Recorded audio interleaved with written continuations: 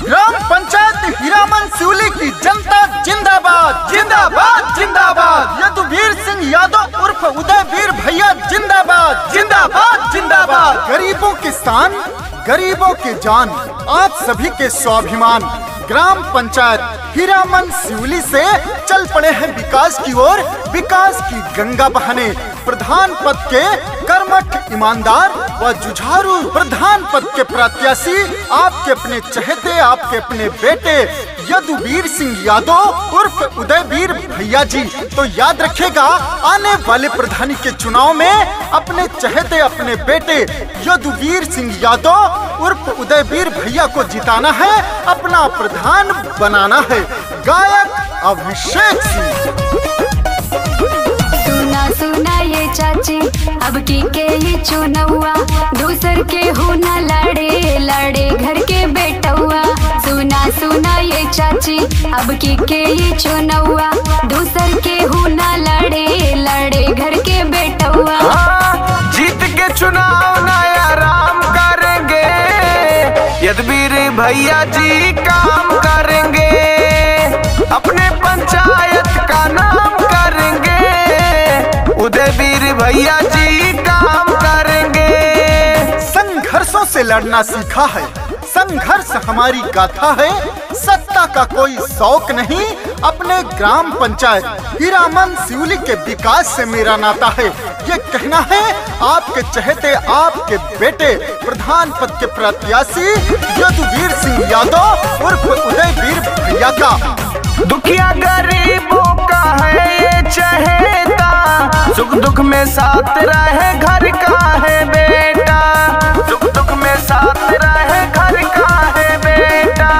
पड़े जो मुसीबत हाथ सबका बटाते हैं, 24 घंटे भैया फोनवा उठाते हैं। दूर नहीं है अब वो दिन, जल्दी से आने वाला, दुख कट जाएगा सबका, खुशियों का हो बोलबाला। जीत के चुनाव नया राम करेंगे, उदयवीर भैया जी काम करेंगे, अपने पंचायत का नाम करेंगे, यदुवीर भैया जी काम करेंगे। सुना है समंदर को बड़ा गुमान आया है, उधर ही ले चलो कश्ती जिधर तूफान आया है। और जिधर भी जाते हैं यदुवीर सिंह यादव भैया जी, सब लोग यही कहते हैं, अपने ग्राम पंचायत हीरामन सिवली का होने वाला प्रधान आया है। तो याद रखिएगा मित्रों, ग्राम पंचायत हीरामन सिवली को अगर आगे बढ़ाना है, विकसित बनाना है, अपने गांव में तरक्की लाना है, तो अब की बार अपना प्रधान यदुवीर सिंह यादव उर्फ उदयवीर भैया को बनाना है। नाली खड़ंजा यार सीसी बनवाएंगे, जीतेंगे भैया विकास करवाएंगे, जीतेंगे भैया विकास करवाएंगे। जो भी कहते हैं भैया करके दिखाते, इसलिए गौआ के शेर कहाते।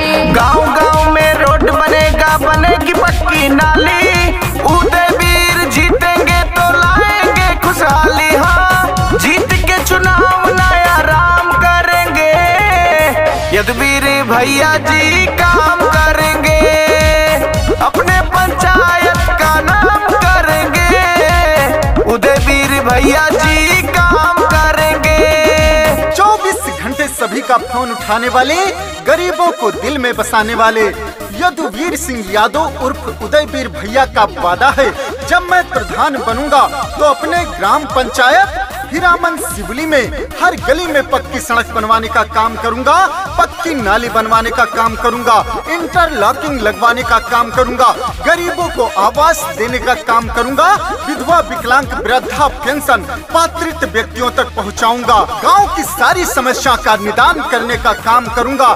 तो याद रखिए मित्रों, अगर अपने गांव में सरकारी सुविधाओं को लाना है, हर गरीब तक पहुंचाना है, हर समस्या का निदान पाना है, तो अब की बार यदुवीर भैया को अपना प्रधान बनाना है। हर माँ का बेटा बहनों के भाई, जनता की हक की ये लड़ते लड़ाई, जनता की हक की ये लड़ते लड़ाई। जो भी कहते हैं भैया करके दिखाते,